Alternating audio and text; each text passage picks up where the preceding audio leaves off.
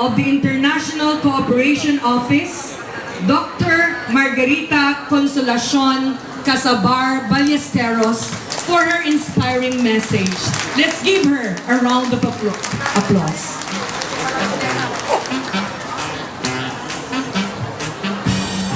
Thank you very much, Ma'am Jo.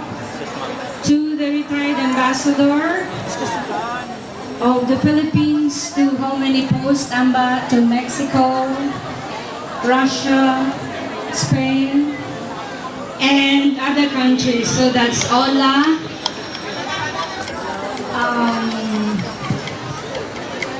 I forgot the little sentences I have learned in Russian. Of course, our SDS here, who is at some point still reluctant. Si SDS Ray, and of course, the very supportive ASDS good friend, and I call him my kabagis, Arnel, and si Ma'am, the CID Chief, Ma'am Abero, to all the teachers, naimbag nga bigat, Apo. Ay na, nagkapsot. Mabisin kayon? Avete fame! Si! Mabisin kayon ko na. Uy, Espanyol lang. Italian pala. It's nice to be back home to the same place where I used to run and kick and bully my classmates when I was younger. The last time I was here wasn't the last sports event or the palarong pambansa, but the last time I was here as an athlete was way back in the late 80s. My students are here, don't guess my age.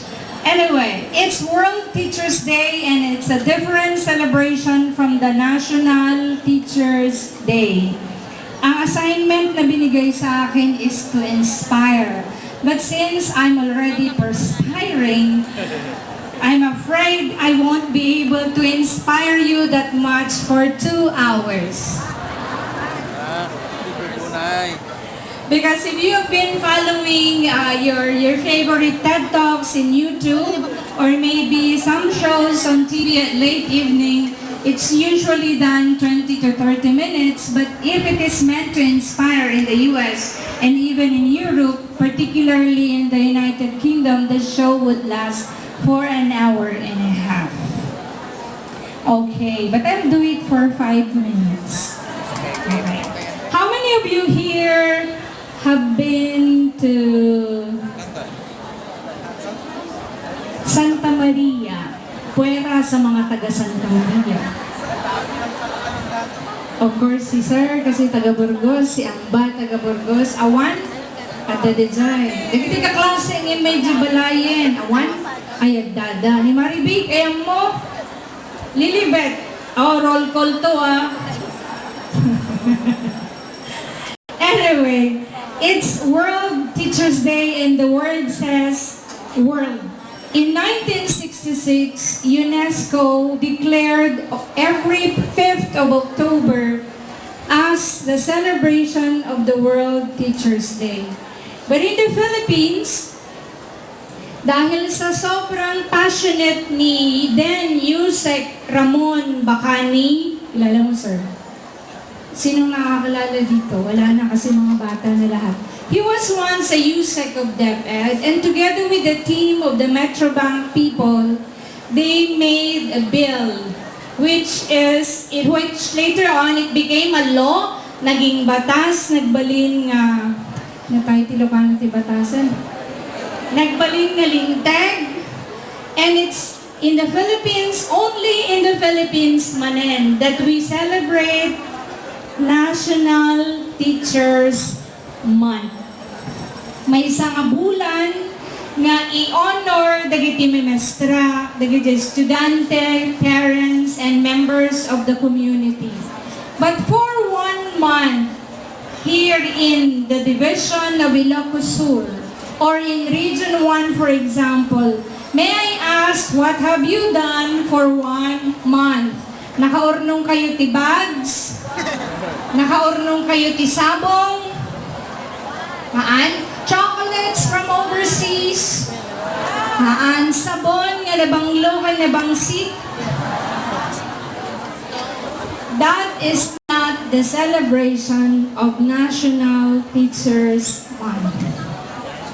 That's so materialistic, so commercialized. So what Metrobank and the other stakeholders have done or have been doing, they give in honor of the teachers for one whole month. I don't know here in the region, but in the city, the Imperial Manila, if you go to the malls, you show your ID or you show your PRC license, you get a 10% discount of anything that you buy at SM.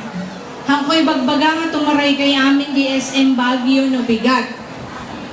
Uno di SM Rosales, di Pangasinan. But you can go if you wish. But all SMs ay meron silang promos or perks for teachers. What else? Di ba dito may PLDT? Ada? I don't know kung meron sila. But in Manila, it's 70% off if you get the router for the internet subscription and you pay 99 pesos per month. Ada ba dito'y? Kaklasik di may isang katrabaho ito'y PLDT vegan. All of these are just simple ways of thanking the life of a teacher. But why do we need to thank you? Kasama ako doon kasi I am also a teacher. Alam yan ng mga kaklase ko na nandito. For 15 years, I've taught from kindergarten to the graduate school. The most enjoyable times was that of teaching little kids in kindergarten when they believed, all of them believed that the teacher was the superwoman, the Wonder Woman, the Bionic Man, everything that is great that is associated to the teacher. When I taught in the senior level, high school to college, wala silang pakialam. If you can say a nice word in a day, like you say, when you say kaleidoscope, what do you mean? And they would say, what is that? What animal is that?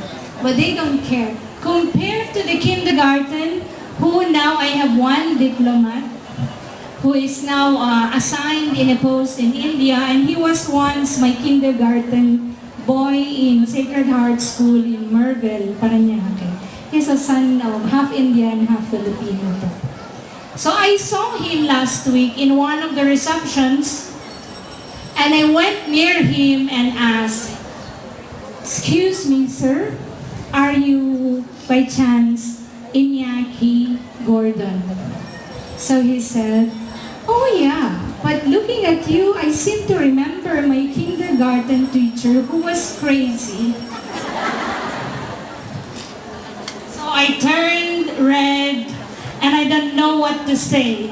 Oh, but then nung nakabig naman ako konti, "Why do you say that your teacher was crazy?" So sabi niya, "Of course she was crazy because when our lessons was with colors and animals, we don't hold ball pens, neither coloring pens, neither paper or books. We went out to the garden.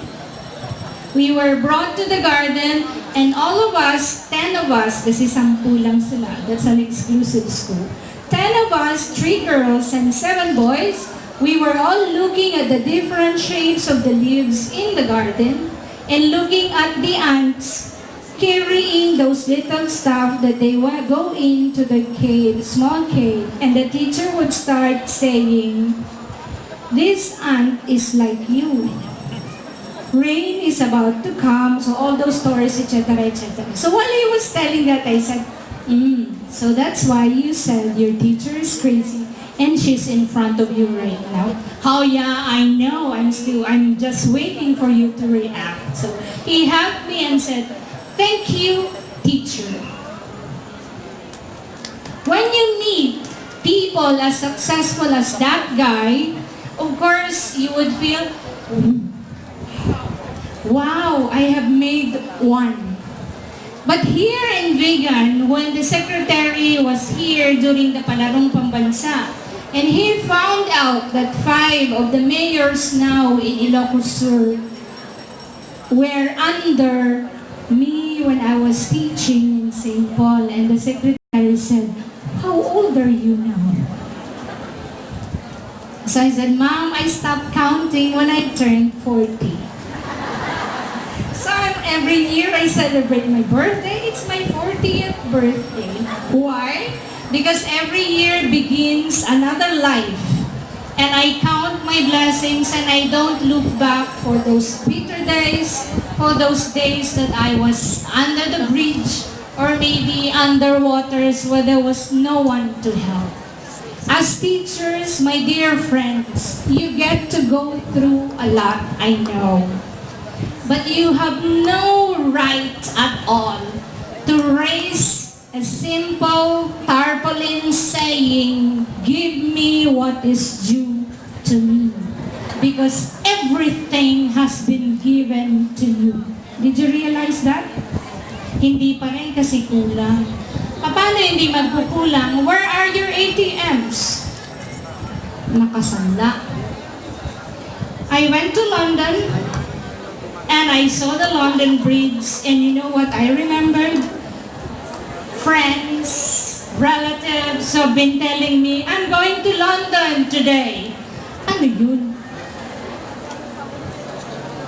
Maglulong doon, babalik, tapos pagkabalik niya from London, pupunta siya sa Argentina at saka sa Russia. Bakit? Yung principal niya sasabihin, "Bilisan mo yung forms, urgent yan." And here comes the supervisor kasi ninanag siya ng ASDS o ng PSDS kasi si PSDS ninanag ng director. Si director ninanag ng CUSEC for operations sa Central Office. So sasabihin sa inyo, "Bilisan nyo, lahat yan, rush." In the office, every day, I tell my staff just so to smile. For them to smile, I would say, "Hey guys, today we are all in Argentina. So you don't speak Portuguese, you don't speak Chinese, Argentina. or you don't speak Spanish, but we will all be speaking in the language which is everything is urgent. From 8 o'clock to 9 o'clock in the evening." What time did we leave last night? 9. Argentina. Kayo, ang sarap ng buhay ninyo. Di ba, sir? You agree? Ang ganda-ganda ni teacher, papasok sa school. Morning, class. The lesson for today is how living things grow and die. That includes you and me. Sample lang. Maghapon, natapos na, 3 o'clock. What do you do?